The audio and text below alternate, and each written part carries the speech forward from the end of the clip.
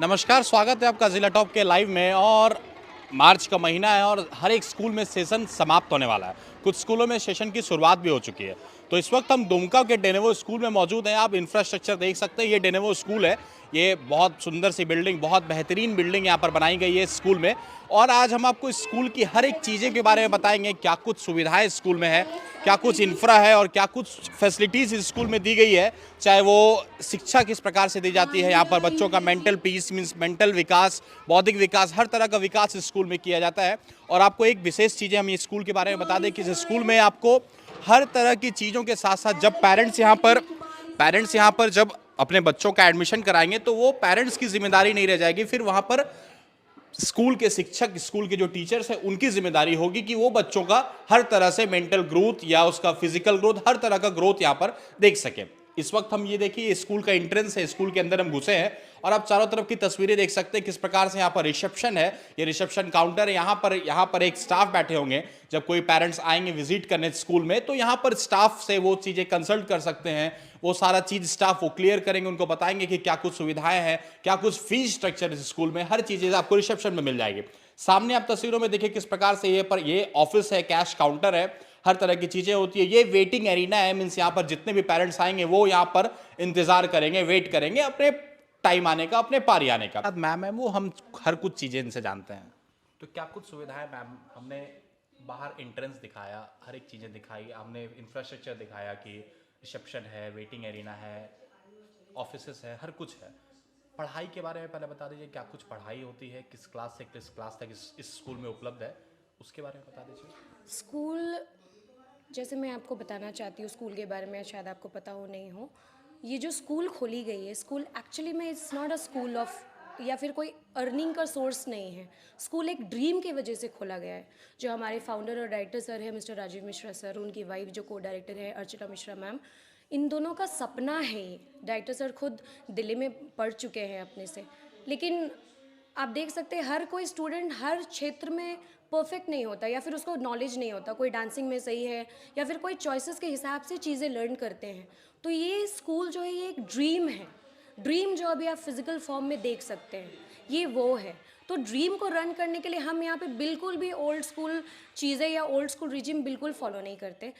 हम उन चीज़ों को तोड़ करके आगे और नई सोच की तरफ बढ़ने की कोशिश कर रहे हैं। जैसे सारे लोग अपने स्कूल में एक ओल्ड रिजीम, आप, हम, मैं या कोई भी जितने भी लोग देख रहे हैं, सब एक ही तरीके की चीज़ें को हम पढ़ पढ़ करके आ रहे हैं। सिलेबस को फॉलो करना पड़ता है। देयर आर सर्टन क्राइटेरियाज या सर्टन स्टेप्स जिसको फॉलो करके ही हम आगे बढ़ते हैं। लेकिन हमारे स्कूल में, sorry, we don't believe upon this.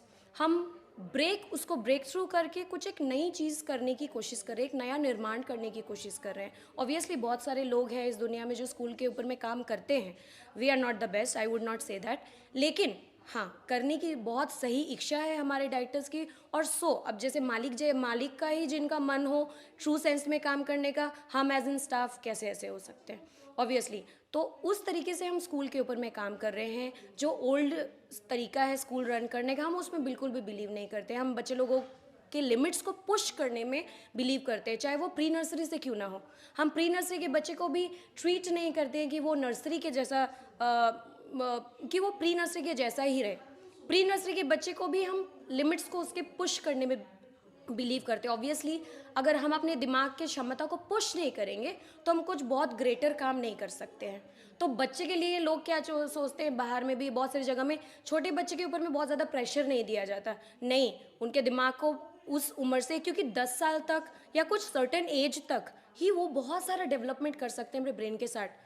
तो हम कोशिश करते हैं बचपन से ही उसको पुश करें, उसके लिमिट्स को पुश करें, उसके ब्रेन को शार्पन करने की चीज़ें करें, ताकि वो बहुत इलेबोरेट हो और बहुत खुल करके और एक्सप्लोर कर सके स्टडिंग और लर्निंग मटेरियल को।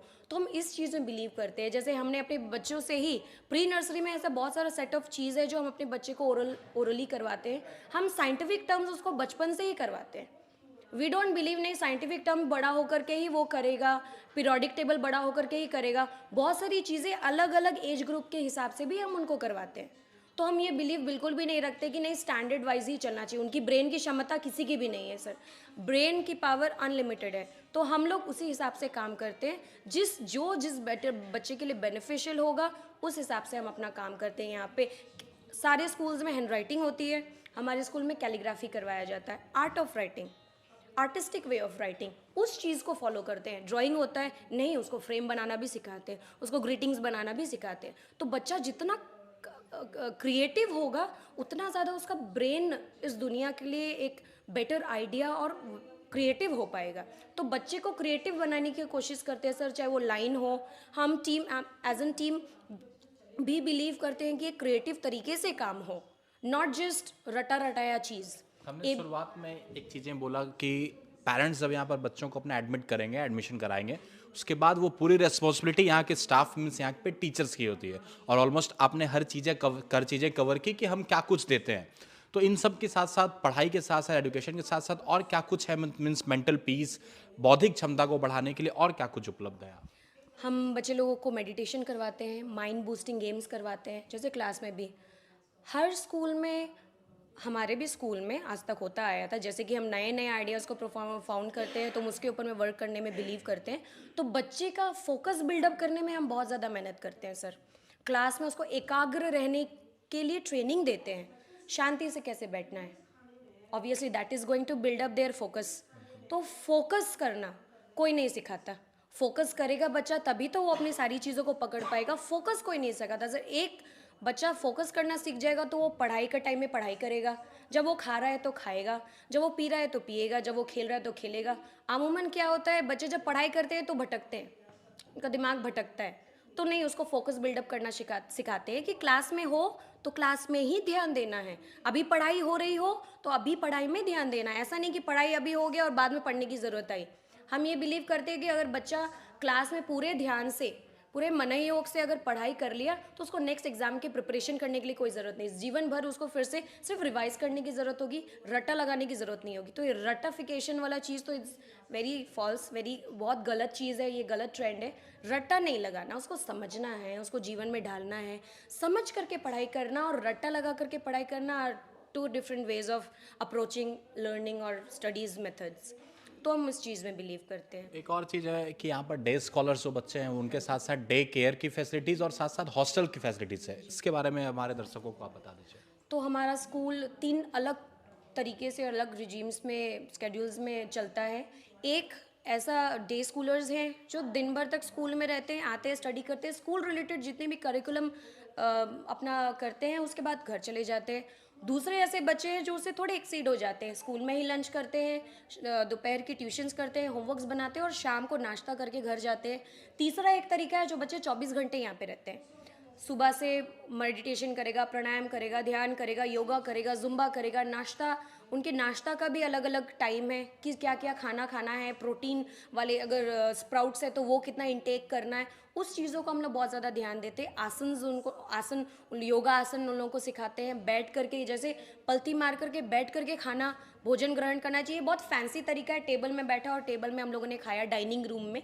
लेकिन ये हमारे कल्चर को, वो कल्चरली अगर हम देखेंगे, एडवांस योगिक तरीके से अगर देखेंगे तो ज़मीन पर बैठ कर के खाना खाना ही सबसे बेहतरीन तरीका होता है। उसके बाद में एक आसन में बैठ कर के, वज्रासन में बैठ कर के उनका खाना का पाचक सही होगा। तो ये थोड़ा इंटरनली स्पिरिचुअली चल रहा है। जो हॉस्टल में बहुत ज़्यादा काम होता है उससे थोड़ा कम डे बोर्डर्स में और उससे थोड़ा कम स्कूल्स में। क्योंकि हॉस्टल में जब पेरेंट्स अपने बच्चों को देते हैं तो कहीं ना कहीं आप लोगों की सबकी जिम्मेदारी होती है कि उसको वो हम हेल्दी इन्वायरमेंट दे सके कि बच्चे आपके हॉस्टल में रह सके और उनको पढ़ाई के साथ साथ वो हर चीज़ें मिल सके।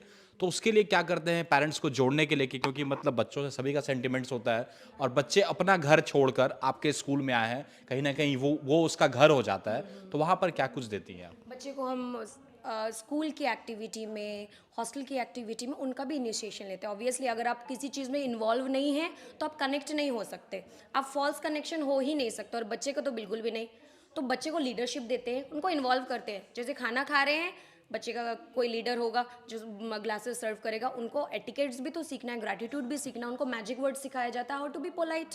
थैंक यू बोलना है, या कामों में, हॉस्टल के कामों में इन्वॉल्व करवाते हैं हम बेसिकली, ताकि वो कनेक्शन फील करें। उनका पाम स्टैम्प्स है, वो हॉस्टल के जैसे पेंट्स होता है, पेंट किया जाता है, वाइट वॉशिंग होती है, या फिर वॉल का डेकोरेशन है, तो उनसे भी पूछा जाता है, उनके भी एज अ राय लिया जाता है, ताकि वो कनेक्शन फील करे कि नहीं, मैं यहाँ पे रहता हूँ, ये मेरा घर है, चलो मैंने भी एक राय दिया, मैं हूँ या नहीं हूँ, वो उसके याद में, कॉन्शियसनेस में बैठ जाएगा।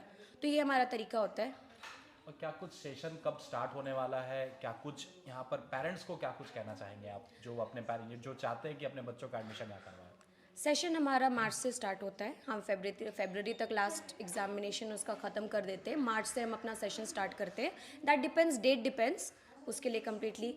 अब गार्जियंस के लिए क्या कहना चाहती हूँ, बस यही कहना चाहती हूँ कि एक बार प्लीज़ आइए, विजिट कीजिए, चीज़ों को देखिए। कोई भी चीज़ आप देख कर के ऑब्वियसली जज नहीं किया जा सकता, अनटिल एंड अनलेस उसको आप पर्सनली जा कर के फील कीजिए।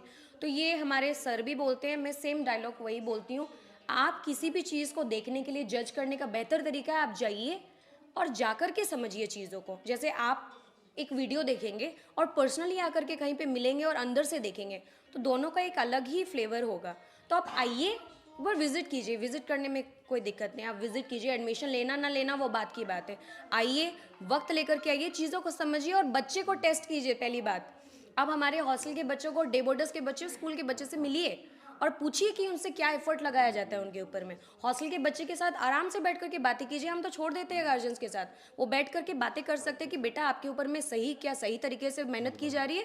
तो बच्चा से बड़ा साक्षी कौन होगा सर, काम ही ना दिखाएगा हॉस्टल में क्या काम हो रहा है। मैं बोलूँ और काम देखेंगे, तो मेरी बातों से ज़्यादा काम पे भरोसा होना चाहिए। मैं तो बोलूँ या कोई भी बोले, तो कोई भी कुछ भी सब अपने स्कूल के बारे में बेहतर ही बोलेंगे। तो उनको काम को देखना पड़ेगा और बच्चे को देखना पड़ेगा, बच्चे को देख करके पर्सनली जज करेंगे, they would get to know. Thank you. तो आपने देखा कि स्कूल में हर तरह की फैसिलिटीज़, मीन्स पढ़ाई के साथ साथ, शिक्षा के साथ साथ, यहाँ पर अगर बच्चे हॉस्टल्स में रहते हैं, हॉस्टल्स में यहाँ पर रह रहे हैं, तो उनके लिए हर तरह की फैसिलिटीज़ है, उनको एक घर वाला इन्वायरमेंट, हेल्दी इन्वायरमेंट मिलता है और उनको हर एक चीज़ में कनेक्ट किया जाता है, इन्वॉल्व किया जाता है, जैसे यहाँ पर यहाँ की शिक्षिका, यहाँ के टीचर्स ने बताया। साथ साथ आपके एक नई सुविधा के बारे में जो बहुत लोग नहीं भी जानते होंगे, day care facilities. Day care facilities ये है कि अगर आपके बच्चे स्कूल में पढ़ रहे हैं, स्कूल के बाद जो आप ट्यूशन या किसी और चीज़ में बच्चों को इन्वॉल्व करते हैं, वहाँ पर एक्स्ट्रा 2-3 घंटे बच्चे फिर स्कूल में रहेंगे और वो जो टास्क उन्हें मिलता है, जो अलग अलग एक्टिविटीज़, करिकुलर एक्टिविटीज़ होती है, उसमें भी उसका इन्वॉल्वमेंट होगा। और साथ साथ हॉस्टल्स के लिए आपने देखा कि जुम्बा डांस यहाँ पर बच्चे करते हैं, डाइनिंग रूम है, योगा करते हैं, मेडिटेशन करते हैं, हर तरह की चीज़ यहाँ पर इस विद्यालय में, इस स्कूल में उपलब्ध है। और इंफ्रा की बात आप कर रहे थे, आप विजुअल्स में, वीडियोस में देख ही रहे होंगे अब तक कि कितना सुंदर ये इंफ्रास्ट्रक्चर है, कितना सुंदर ये इन्वायरमेंट है कि जो बच्चे यहाँ पर आएंगे उनके लिए एक बहुत ही स्वस्थ इन्वायरमेंट, मीन्स बहुत ही हेल्दी इन्वायरमेंट मिलने वाला है। तो एक बार आप जरूर इस स्कूल में आइए। आपको बता दें, डेनेवो दुमका में ये विद्यालय है, दुमका में ये स्कूल है और यहाँ पर हर तरह की फैसिलिटीज, मीन्स आप अपने बच्चों को पढ़ाने के लिए तो भेजिएगा ही, साथ साथ उसको हर तरह की सुविधाएं, मीन्स हर तरह की ज्ञान, हम कह सकते हैं कि मेंटल पीस, बौद्धिक क्षमता, उसकी क्षमता बढ़ाई जाती है। बच्चों को एनालाइज किया जाता है कि उसके अंदर क्या हुनर है, क्या स्किल्स है, उसको डेवलप किया जाता है। और यहाँ पर वेल ट्रेंड स्टाफ्स उपलब्ध है, बाहर अलग अलग जगह से, अलग अलग राज्यों से यहाँ पर शिक्षक आए हैं और हर तरह की फैसिलिटीज आपको यहाँ पर उपलब्ध है। तो जितने भी पेरेंट्स या जितने भी दर्शक जो भी ये वीडियो को देख रहा है, वो इस स्कूल में एक बार यहाँ पर आए और जो भी चीजें हैं यहाँ पर इंक्वायरी करे और हर तरह की जानकारी लेकर अपने बच्चों का एडमिशन यहाँ पर जरूर कराएं। Thank you.